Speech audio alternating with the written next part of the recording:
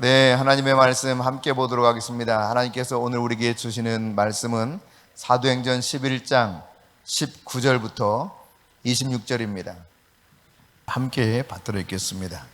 그때 스데반의 일로 일어난 환란으로 말미암아 흩어진 자들이 베니게와 구브로와 안디옥까지 이르러 유대인에게만 말씀을 전하는데 그 중에 구브로와 고레네 몇 사람이 안디옥에 이르러 헬라인에게도 말하여 주 예수를 전파하니 주의 손이 그들과 함께 하심에 수많은 사람들이 믿고 주께 돌아오더라. 예루살렘 교회가 이 사람들의 소문을 듣고 바나바를 안디옥까지 보내니 그가 이르러 하나님의 은혜를 보고 기뻐하여 모든 사람에게 굳건한 마음으로 주와 함께 머물러 있으라 권하니 바나바는 착한 사람이요 성령과 믿음이 충만한 사람이라. 이에 큰 무리가 주께 더하여지더라. 바나바가 사울을 찾으러 다소에 가서 만남에 안디옥에 데리고 와서 둘이 교회에 1년간 모여 있어 큰 무리를 가르쳤고 제자들이 안디옥에서 비로소 그리스도인이나 일컬음을 받게 되었더라. 아멘. 네, 오늘 이제 안디옥에서 그리스도인이라 이렇게 일컬음을 받았다라고 하는 내용을 살펴보게 됩니다. 최초로 예수 믿는 사람들을 일컬어서 그리스도인이다 이렇게 불림받았던 곳이 바로 이방의 안디옥 교회의 성도들이었습니다. 사실 여러분 이전에 거슬러 올라가서 예루살렘 교회의 성도들이 성령이 마가의 다락방에 임하면서 비로소 그들이 예수의 사람, 성령의 사람으로 바뀌지 않았습니까? 다시 말하면 그들이 첫 번째 그리스도인이 되었습니다. 그러나 그 첫 번째 그리스도인이 되었던 이들은 무엇을 잘 모르고 있었냐면 하나님이 이방인을 향해서 구원 계획을 가지고 있다는 사실에 대해서 잘 모르고 있었습니다. 그래서 그들은 실상 복음을 전해도 유대인들에게만 복음을 전하고 있었다 이렇게 보면 정확할 것입니다. 물론 예수님께서도 마태복음 15장 24절에 보면은 뭐라고 말씀하시느냐, 나는 이스라엘 집에 잃어버린 양 외에는 다른 데로 보내봄을 받지 않았다고 말씀했습니다. 그러니까 유대인이 우선적으로 구원받기를 원하시는 것이 하나님의 아들로 이 땅에 오셨던 예수님의 그런 선교 방침이기도 했다는 이야기입니다. 그런 측면에서 이제 이 유대인들은 특별히 처음으로 예수를 뵙게 되었던 예루살렘 교회 성도들은 이방인에게 복음이 전하여져서 그들도 동일한 구원을 받는다, 이 생각은 사실 그들의 머릿속에 없었다고 해도 과언이 아닐 것입니다. 그런데 어떤 일이 벌어졌어요? 우리가 살펴봤지만 베드로가 환상 중에 하늘에서 이렇게 보자기가 내려왔잖아요. 그리고 거기에 이제 부정한 짐승도 막 섞여 있는 거예요. 근데 이걸 잡아 먹으라 그러니까 나는 이런 거 애시당초 먹질 않았다, 내 입에 대질 않았다 하지만 세 차례 이런 일이 있었고 그리고 다시 이제 제9시 기도 시간에 기도하러 올라가다가 어떤 일이 벌어졌습니까? 네, 밖에서 노크 소리가 들리면서 베드로를 찾습니다. 들어본 저 가이사라에 있는 고넬료라고 하는 로마의 백부장이 천사의 음성을 듣고 지금 요바에 있는 무두장이 시몬의 집에 머무르고 있는 시몬이라고 일컬어졌던 베드로를 하나님께서 오라 그러신다. 그래서 이제 그 이야기를 듣고 의아해하고 있는 터에 성령께서 베드로에게 명령하셨잖아요. 가라, 의심하지 말고 내가 보냈다. 그래서 그 집에 가서 말씀을 전해요. 말씀을 전할 때 어떤 일이 일어났습니까? 성령이 그곳에 임했어요. 그리고 그들이 방언을 하게 되었습니다. 회개하면서 구원하는 놀라운 일이 일어났어요. 이 사실에 대해서 베드로가 예루살렘 교회에 돌아가 가지고 보고를 해요. 이 보고를 할 때 그들이 쭉 듣더니만은 이것을 받아들여서 하나님께 영광을 돌렸더라라고 하는 것이 우리가 이제 지난주에 살펴본 내용입니다. 그러면서 그들은 18절에 보면 어떻게 표현해요? 같이 한번 읽어볼까요? 그들이 이 말을 듣고 잠잠하여 하나님께 영광을 돌려 이르되 그러면 하나님께서 이방인에게도 생명 얻는 회개를 주셨도다 하니라. 이절은 고백합니다. 그러니까 이제 지금 베드로가 비록 보고를 하지만 아직도 웅성웅성하고 있는 때거든요. 아니 도대체 어떻게 이방인에게 이 복음이 들어가는 말이야, 이해가 되지 않는데 무슨 일이 벌어졌냐? 성령이 그곳에 임하였고 우리가 마가의 다락방에서 기도할 때 성령이 임해서 약속하신 하나님의 그 말씀처럼 우리로 하여금 놀라운 성령의 세례가 임했던 것과 같이 동일한 성령이 내가 말씀을 전할 때 그곳에 나타나서 그들도 똑같이 방언을 하더라 이렇게 되었을 때 이 사실에 대해 더 이상 왈가불가하지 아니하고 그것을 받아들이면서 하나님께 영광을 돌렸다는 이야기죠. 그렇습니다. 그런데 여러분 오늘 본문 그 19절에서도 나와 있지만은 이런 일들이 벌어지게 된 그 상황들을 이렇게 좀 살펴보게 되면 이거와 약간 그 다른 개념이긴 하지만 오늘 본문에 이제 이 이방인에게 그 고넬료에게 베드로를 통해서 복음이 전해졌다면 이제는 예루살렘 교회가 스데반 당시에 스데반이 큰 환난과 핍박을 받으면서 돌에 맞아 죽어가지 않습니까? 그리고 예루살렘 교회가 엄청난 박해가 일어납니다. 이 환난을 견딜 수 없어서 사도들을 제외하고는 다 뿔뿔이 흩어져서 여기저기 가게 돼요. 주로 이제 사마리아 지역에 많이 가게 됐지만 여기 보면 어떻게 어느 지역으로 갔다 그러냐면 베니게, 구보로, 안디옥까지 갔다는 거예요. 그래가지고 주로 누구에게 복음을 전했느냐? 유대인에게만 복음을 전했어요. 회당 중심으로 유대인들에게만 복음을 전했습니다. 아직 이 이방인 선교에 대한 하나님의 생각을 미처 잘 깨닫지 못하고 있는 상태였던 것이죠. 그래서 유대인들에게만 복음을 전하는데 그 중에 몇몇 사람들이 이 20절에 있는 것처럼 구보로와 구레네 몇 사람이 안디옥에 가가지고 누구에게 복음을 전해요? 이방인들에게 복음을 전합니다. 그런데 놀랍게도 저들이 이 주 예수를 전파할 때 그 복음을 받아들여서 예수를 그리스도로 영접하게 돼요. 이로 인해서 수많은 사람들이 믿으면서 이 안디옥에 예수를 믿는 사람들이 많아지게 되었습니다. 이 소식이 이제 예루살렘 교회에 다시 들리게 되는 거죠. 예루살렘 교회 이제 사도들이 생각하기를 이게 도대체 어떻게 된 일이냐 말이야. 물론 아까 조금 전 말씀드렸던 것처럼 가이사라 지방에 비록 그런 일이 있었지만 그것은 소수였잖아요. 고넬료를 중심으로 한 가족과 친구들이었단 말이죠. 근데 이게 도대체 어떻게 된 일이라는 거죠. 안디옥 지역에 아예 그냥 이방인들에게 복음을 전했다는 것과 더불어서 이방인들이 예수를 믿고 막 하나님께 돌아왔다는 소식이 들려오는데 그것도 수가 점점점 많아진다는 거예요. 그러니까 이대로 그냥 둬서는 안 된다는 생각 때문에 결국 예루살렘 교회 사도들이 결정을 하기를 사람을 보내서 이 상황을 좀 파악을 해야겠다 싶어서 사람을 보내기로 결정하죠. 그래서 어떤 사람을 보낼까 했을 때 결정하기를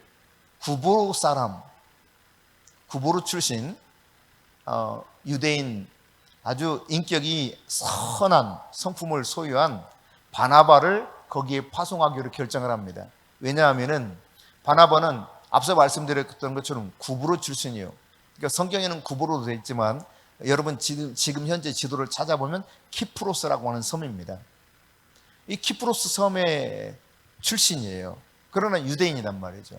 하지만 그는 이 키프로스 지방, 구브로 지방에서 헬라인들, 이방인들과 함께 살던 사람입니다. 그러니까 비록 유대인이지만 헬라 사람들의 모든 면면들을 어려서부터 잘 지켜봐가지고 헬라 사람들이 어떤 사람들인지 익숙하게 알던 사람이에요.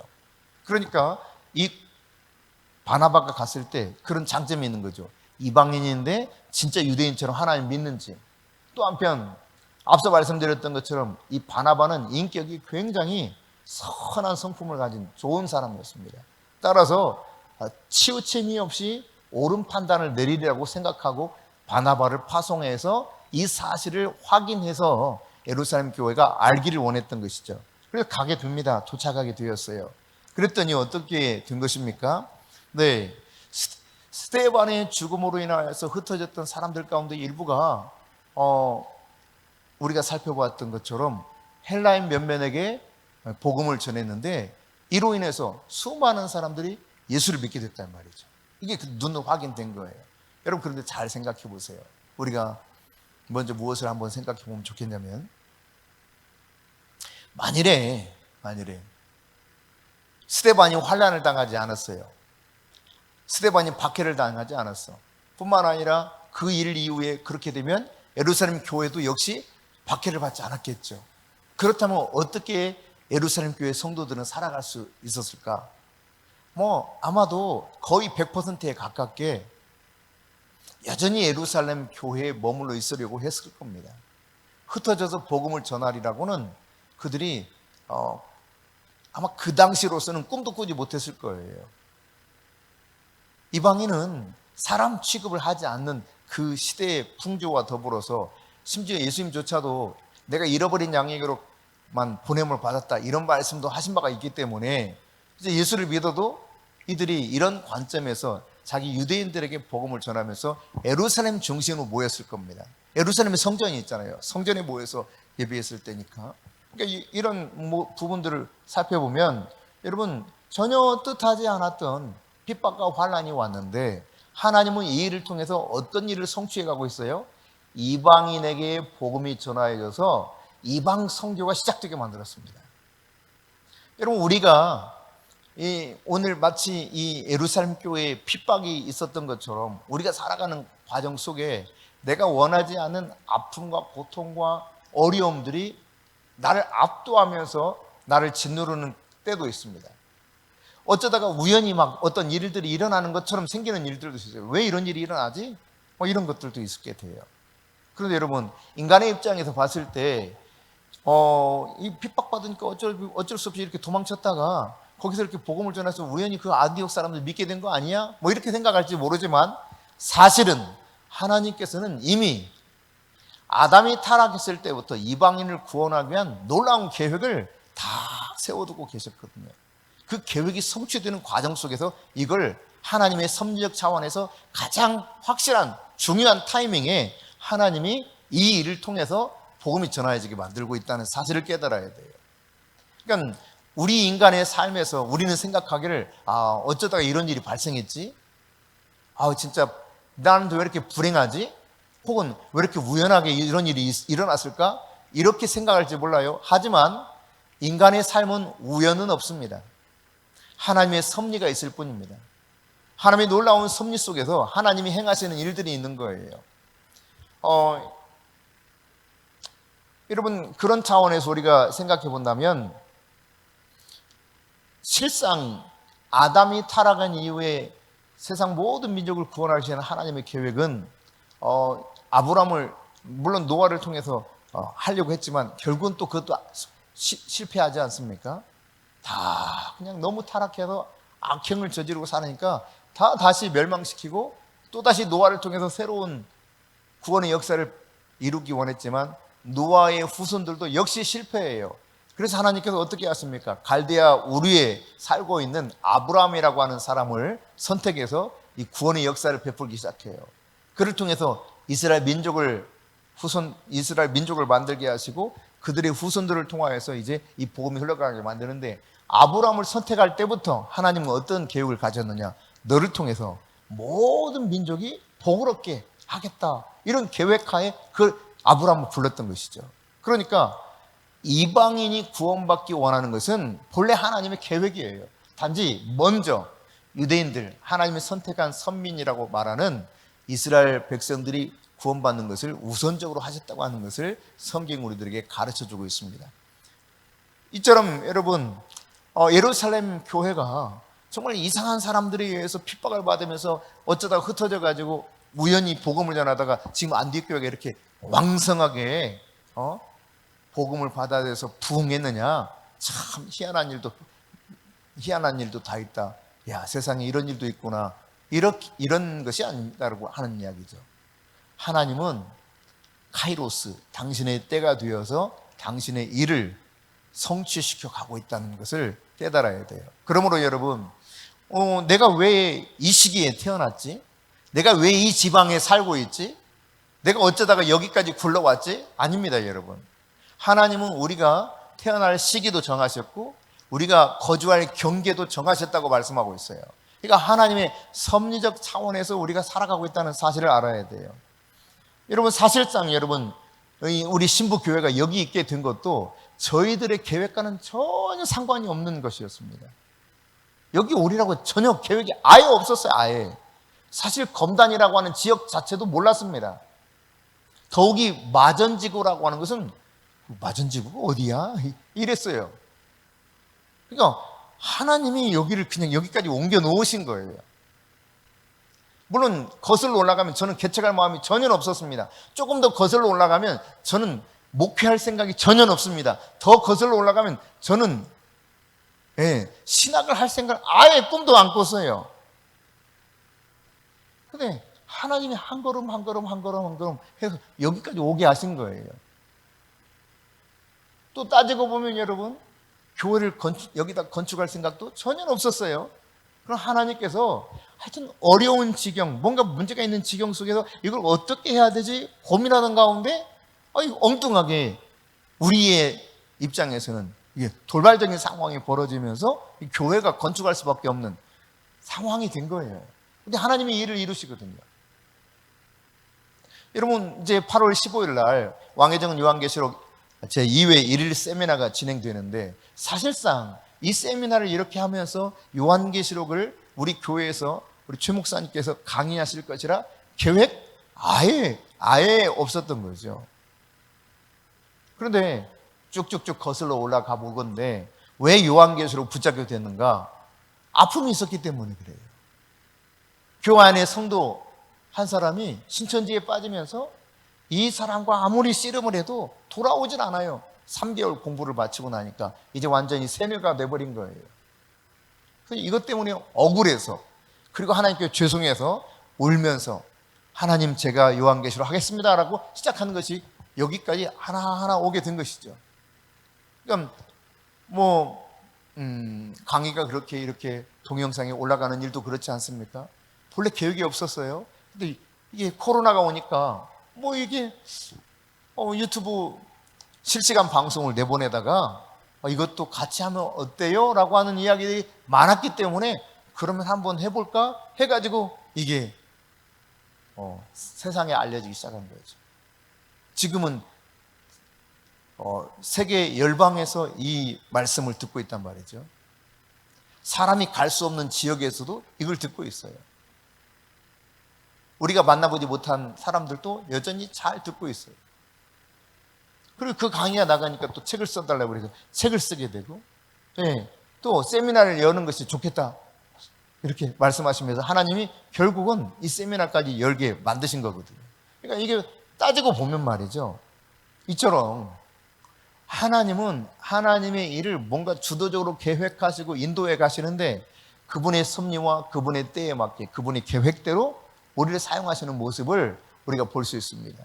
그러므로 여러분이 내가 원하지 않는 어떤 상황에 처해서 어렵다고 그 어려움에만 푹 빠져가지고 어쩔 줄 몰라 해서는 안 된다는 사실이에요. 오히려 여러분, 고난 때문에 막 발버둥 치면서 그냥 어찌할까 하지 마시고, 우리가 해야 될 건 뭐냐? 그 순간 하나님을 바라봐야 돼요. 하나님을 더욱 의지해야 돼요. 하나님의 전능하신 손이 나를 붙들고 있음을 믿어야 돼요. 하나님이 지금도 그분의 섭리 속에서 이 세상을 경영하시는 놀라운 지혜로 나의 인생도 책임지시고 계신다, 이 사실을 믿어야 돼요. 그분을 바라보는 것입니다. 그분이 행하실 일을 기대하는 것입니다. 그것이 바로 우리가 해야 될 일이에요. 우리가. 아멘. 예루살렘 교회가 말이죠, 예루살렘 교회가 앞서 잠깐 말씀드렸지만 베드로가 고넬료라고 하는 이방인에게 가가지고 하나님 말씀을 전했어요. 그리고 고넬료와 고넬료 가족들이 구원을 받았다는 소식을 듣지 않았습니까? 사실 이 이야기를 들었을 때 예루살렘 교회가요 얼마나 당황했겠어요. 이런 일이 꿈에도 생각하지 못했던 일이거든요. 그러니까 베드로도 그랬잖아요. 나도 이거 도무지 상상도 못했던 일이다. 근데 하나님이 말씀하셨고 그 환상을 보여주셨고 하나님이 사람을 보내셨고 하나님을 가라 하셨고 나는 가서 말씀을 전했을 뿐이다. 그런데 이 일이 일어났다.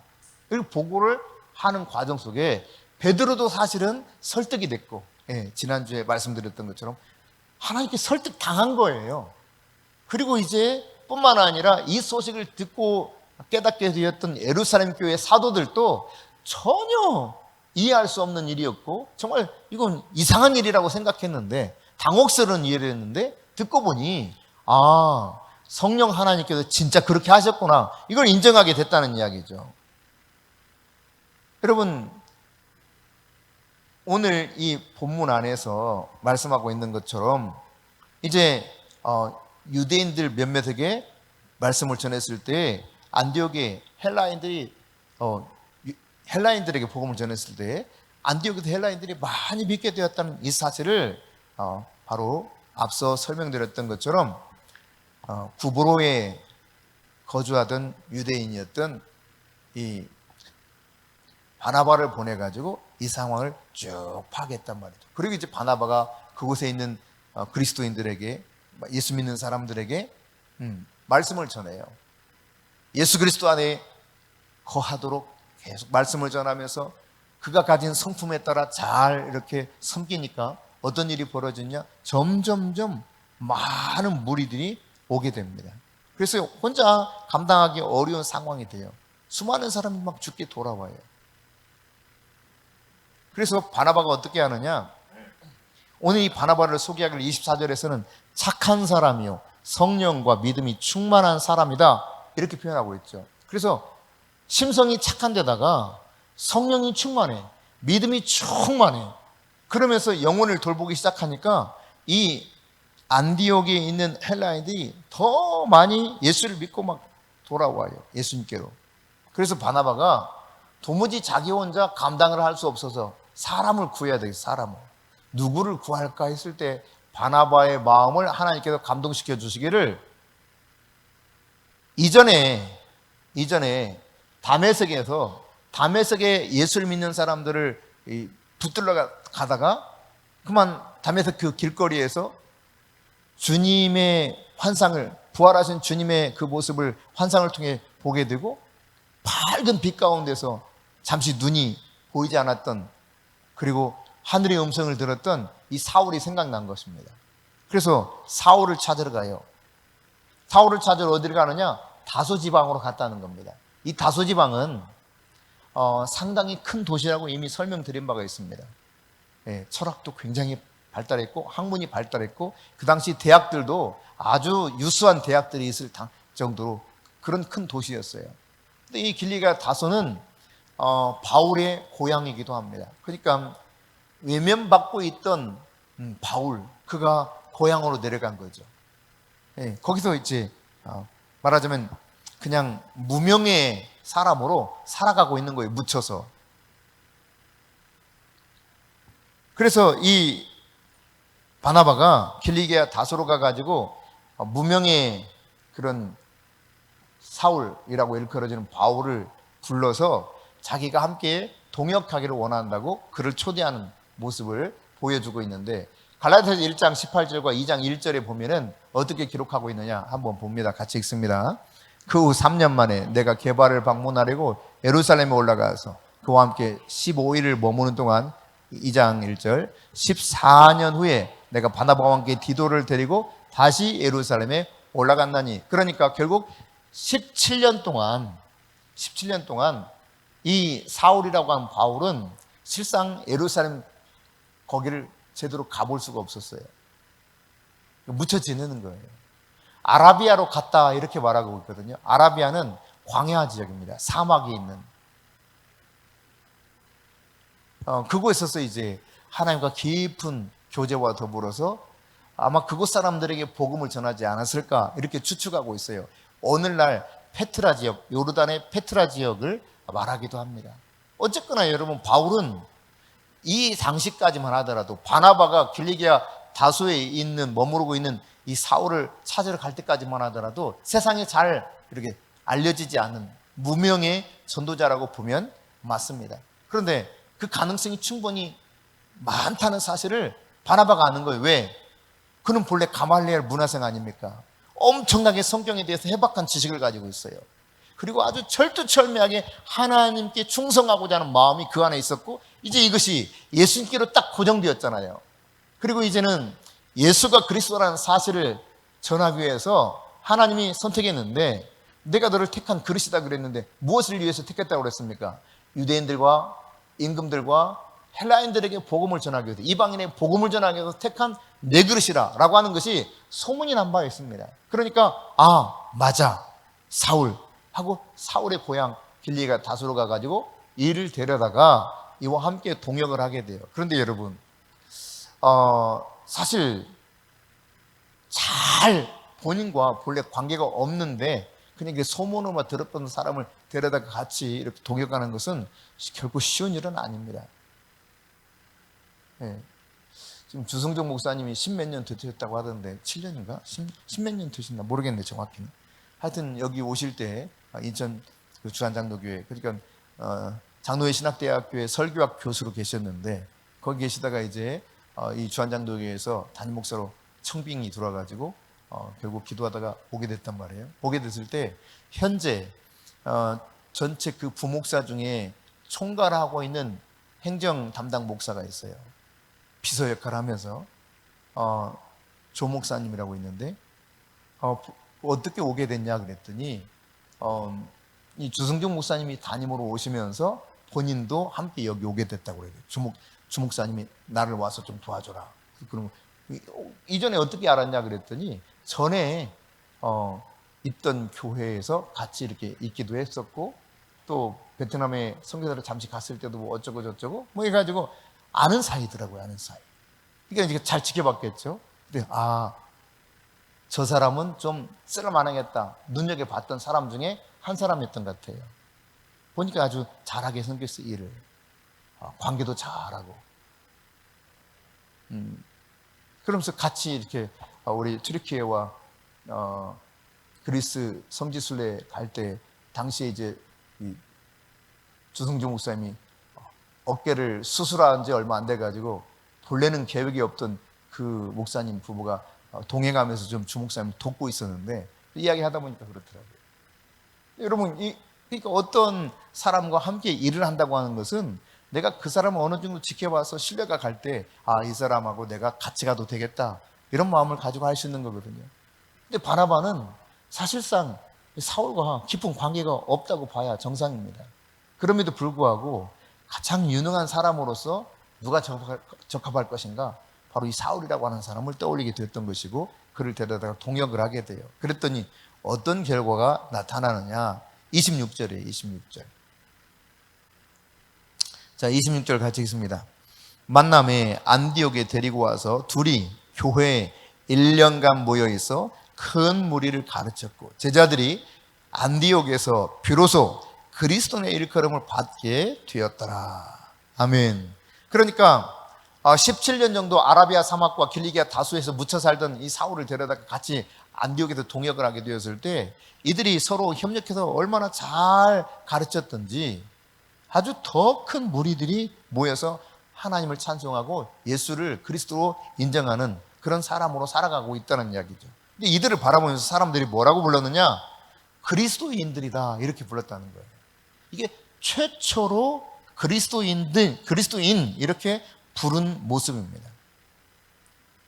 여러분, 그리스도인이라는 말은 기독교인을 지금은 대표하는 말로 표현하고 되고 있지 않습니까? 그러나 이 당시만 하더라도 꼭 그런 의미로만 부른 것은 아닙니다. 하나의 종교 집단으로 말하기도 하고 경멸조로 그렇죠? 예수쟁이들 이런 경멸조로 하듯이 말하기도 했어요. 그럼에도 불구하고 이 그리스도인이라고 했을 때 이 의미는 어떤 의미냐? 그리스도께 속한 자들 그런 뜻입니다. 크리스티아노이 그래서 예수 그리스도에게 속한 자들 그런 뜻이에요. 이 당시 누구에게 속했다 그러면 아노이라고 하는 헬라어 복수형 단어를 어미를 갖다 집어넣게 되는데 그 당시 황제에게 속한 사람 그러면 아우구스타노이 그랬어요. 그다음에 헤롯 왕에게 속한 사람 그러면 헤로디아노이 그랬거든요. 예수 그리스도에게 속한 사람은 그리스도에게 속한 사람은 크리스티아노이라고 그들을 불렀던 것입니다. 근데 한 사람을 그렇게 부른 것이 아니라 하나의 집단을 그렇게 통칭해서 불렀다는 사실이에요. 근데 어쨌든 그들은 철두철미하게 예수님께 속한 사람으로 적어도 사람들 눈에 비쳤다는 이야기죠. 예수님께 속했다는 말은 무슨 말입니까? 완전히 예수의 사람이 되어 있다는 이야기입니다. 예수를 따르는 사람이에요. 그들을 그리스도에 불렀어요. 다른 말로 말하면 이전의 사고방식으로 살아가지는 않습니다. 완전히 새로운 사고방식, 예수 그리스도 중심으로 사고하는 거예요. 그러니까 예수를 믿는다고 하면서도 옛날 사고방식을 버리지 못한 경우들이 얼마나 많이 있어요. 그렇죠? 예를 들면 이런 겁니다. 그러니까 열심히 있는데 거짓말은 예나 지금이나 똑같이 잘해. 여러분, 이게 성경적 사고를 가진 사람의 생각이라고 할 수 있겠어요? 예수를 닮은 사람이라고 말할 수 있겠어요? 예수께 속한 사람이라고 말할 수 있겠어요? 거짓을 버리라 그랬는데, 그리고 참된 것을 말하라고 그랬는데 이게 아직 안 바뀌는 거예요, 옛사람이. 크리스티아노이라고 했을 때 그들이 그리스도께 속했다, 이 말은 철두철미하게 그리스도의 사고가 그들을 지배했다는 이야기입니다. 성경적 생각으로 완전히 바뀌었다는 이야기예요. 세계관이 바뀐 거예요. 세계관이. 세상을 보는 눈이 바뀐 거예요. 이전에 그냥 일반적인 세상 사람들처럼 똑같이 살아왔다면 이제는 그렇게 살 수 없는 사람이 되어버린 것입니다.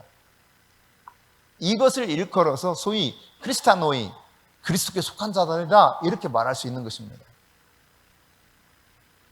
그만큼 그들은 성경적 관점으로 세상을 바라보고 성경적 사고를 하면서 모든 일들을 판단하고 그들이 했던 행동의 기준도 성경적인 기준에 의해서 했다는 이야기입니다.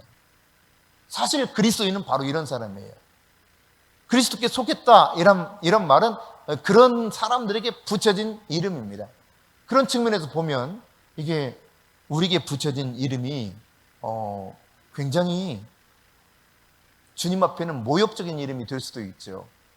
예전에 그런 이야기가 있어요. 지금 아마 알렉산더 황제였을 겁니다. 정확히 제가 기억이 안 나는데, 실화인데 어느 날 전쟁터에 갔는데요, 이 황제가 보니까 자기 이름과 똑같은 군인이 하나 있어.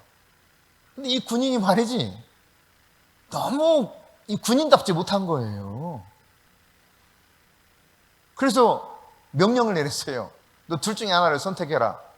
네 이름을 바꾸든지, 응? 왜 똑같은 이름이야, 알렉산더하고. 아마 알렉산더가 맞을 거예요. 네 이름을 바꾸든지 아니면 네가 정말 제대로 충성하면서 군인답게 살든지. 여러분, 그리스도인이라고 하는 것은 그런 겁니다. 내가 그리스도인이라고 불린다고 하는 사실은 예수 그리스도 그분에게 철저히 속해서 성경적 사고와 가치와 기준에 따라 살아가는 사람을 말하는 거예요. 그래서 바울이 갈라디아서 2장 20절에 아주 유명한 말을 하고 있죠. 그러니까 영성의 최고봉이라고 말할 수 있는 겁니다. 이게 우리가 추구하는 가장 높은 봉우리가 되는 거예요. 바로 우리가 이렇게 돼야 된다는 이야기죠. 자, 같이 읽습니다. 내가 그리스도와 함께 십자가에 못 박혔나니 그런즉 이제는 내가 사는 것이 아니요 오직 내 안에 그리스도께서 사시는 것이라. 이제 내가 육체 가운데 사는 것은 나를 사랑하사 나를 위하여 자기 자신을 버리신 하나님 아들을 믿는 믿음 안에서 사는 것이라. 그러니까 그리스도와 함께 십자가에 못 박혀 죽었다는 거예요. 옛사람이 철저히 죽어버렸습니다. 더 이상 옛 사고방식으로 살지 않는다는 이야기입니다. 근데 여러분 잘 생각해 보세요. 출애굽해가지고 이스라엘 백성들이 나오지 않습니까? 소위 말해서 애굽의 종되었던 사람들이 자유를 얻어서 이렇게 나오게 된 거예요. 다시 말해 마귀의 종로로 사는 사람들이 예수를 믿고 자유케 된 과정을 우리 설명해 주는 것과 마찬가지인데, 이렇게 종되었던 그들이 이제 하나님의 놀라운 은혜 가운데 해방을 받아서 나오게 되는데, 사고는 어때요? 생각은 여전히 옛사람이에요. 옛사람. 그래서 걸핏하면 불평하고 원망하고 그냥 지지고 볶고 난리예요. 그래서 어떻게 합니까? 틈만 나면 그냥 우리 애굽으로 가자. 아이씨 진짜 못 살겠어. 애굽으로 가자. 이런 거예요.